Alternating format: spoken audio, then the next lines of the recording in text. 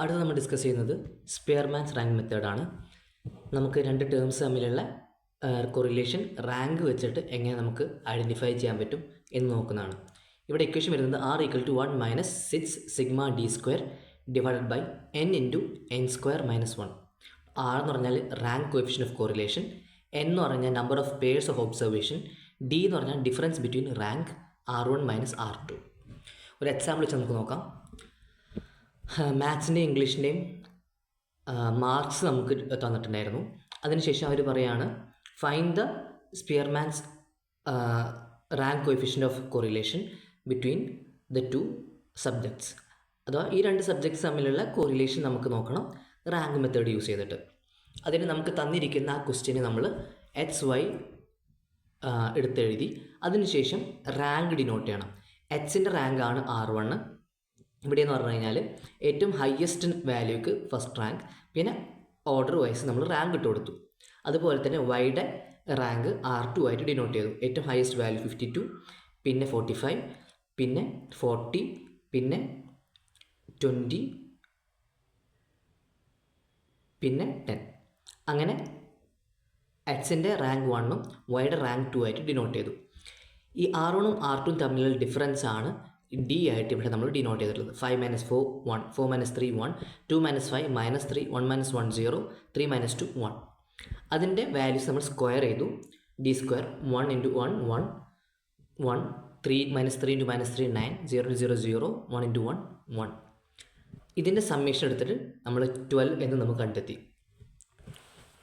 അതിനുശേഷം നമ്മുടെ ഇക്വേഷനിലോട്ട് നമ്മൾ സബ്സ്റ്റിറ്റ്യൂട്ട് ചെയ്തു. R=1 - 6 × sigma d divided by n × n square minus 1 ആണ്. സിഗ്മ d എന്ന് പറയുന്നത് 12 ആണ്. n എന്ന് പറഞ്ഞ number of pairs of observation 5 ആയിരുന്നു. നമ്മൾ സബ്സ്റ്റിറ്റ്യൂട്ട് ചെയ്ത് കൊടുത്തു കഴിഞ്ഞാൽ നമുക്ക് കിട്ടുന്നത് 0.4. നമുക്ക് കൺക്ലൂഷൻ എഴുതാൻ പറ്റും there exist a positive correlation between X and Y. ഇനി അടുത്ത എക്സാമ്പിൾ നമ്മളിവിടെ റിപ്പീറ്റഡ് ആയിട്ട് എന്തെങ്കിലും റാങ്ക് വരിക അല്ലെങ്കിൽ റിപ്പീറ്റഡ് ആയിട്ട് സെയിം വാല്യൂസ് വന്നു കഴിഞ്ഞാൽ എന്ത് ചെയ്യണം എന്നുള്ളതാണ്.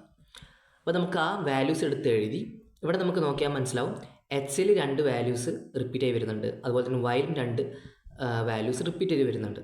റാങ്ക് നമ്മൾ സെലക്ട് ചെയ്യുമ്പോൾ ഏറ്റവും ഹയസ്റ്റ് വാല്യൂ 24ന് 1 കൊടുത്തു, അതിനുശേഷം 16ന് 2 കൊടുത്തു, തേർഡ് വാല്യൂ 12 3 കൊടുത്തു, ഫോർത്ത് വാല്യൂ എന്ന് പറയുന്നത് 10 2 പ്രാവശ്യം നമുക്ക് വരുന്നുണ്ട്. അപ്പോൾ ഫോർത്ത് റാങ്കും ഫിഫ്ത്ത് റാങ്കും സെയിം ആണ്. അപ്പോൾ നമ്മൾ എന്ത് ചെയ്യുന്നത് വെച്ചാൽ 4 + 5 divided by number of similar terms 2. 4 + 5 divided by 2 നമുക്ക് കിട്ടുന്ന വാല്യൂ 4.5. രണ്ടിനും 4.5 കൊടുക്കുക. അതിനുശേഷം അപ്പോൾ 4ഉം 5ഉം നമ്മുടെ കഴിഞ്ഞു. അതിനുശേഷം വരുന്ന വാല്യൂ നമ്മൾ 6 ആയിട്ട് കൊടുക്കുക. ഓക്കെ, 4ഉം 5നും നമ്മൾ പകരമായിട്ട് 4.5 രണ്ടിടത്ത് കൊടുത്തു. റാങ്ക് 2ൽ വരുമ്പോൾ first value 20, second value 18, third value, fourth value, fifth value എന്ന് പറയുന്നതൊക്കെ 12 ആണ്. അപ്പോൾ നമ്മൾ എന്ത് ചെയ്യുന്നത് വെച്ചാൽ 3 + 4 + 5 divided by number of similar terms 3 which is equal to 4. ഈ 3 ടേംസിനും 4 തന്നെ കൊടുക്കുക. അതിനുശേഷം വരുന്ന വാല്യൂക്ക് അടുത്ത ടേം 3 4 5 കഴിഞ്ഞ് കഴിഞ്ഞാൽ അടുത്ത ടേം 6 അങ്ങനെ കൊടുക്കുക. അതിനുശേഷം സിമിലറായിട്ട് തന്നെ difference between rank 1 and rank 2 4.5 - 4.5, 4.5 - 4.5, 3 - 4 - 1 2 - 1 1, 1 - 2 - 1, 6 - 6 0. അതിൻ്റെ സ്ക്വയേഴ്സ് കണ്ടുപിടിക്കുക. അതിൻ്റെ ടോട്ടൽ സമ്മേഷൻ 3.5. അതിനുശേഷം നമ്മുടെ ഇക്വേഷനിലേക്ക് ഇട്ട് കൊടുക്കുക. R=1 - 6 sigma d divided by d square divided by n × n square minus 1. Equation substitute ചെയ്ത് കഴിഞ്ഞാൽ നമുക്ക് കിട്ടുന്നത് 0.9. There exist a strong positive correlation between X and Y എന്ന് കൺക്ലൂഷൻ കൊടുക്കാവുന്നതാണ്.